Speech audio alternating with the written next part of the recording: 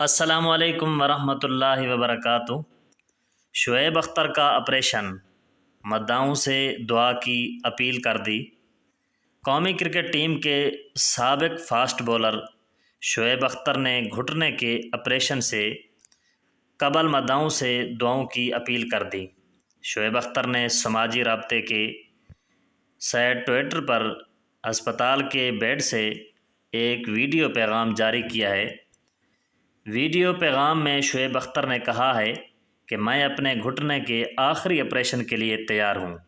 انہوں نے کہا ہے کہ اس سے قبل میرے 5 آپریشن ہو چکے ہیں، لیکن پھر بھی کہنا چاہوں گا کہ میرے لیے دعا کریں۔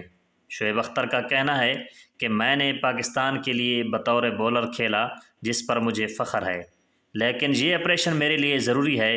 ان کا مزید کہنا ہے کہ درد ختم ہونے اور صحت یاب ہونے میں مجھے کم سے کم 2 سے 3 ہفتے لگ سکتے ہیں۔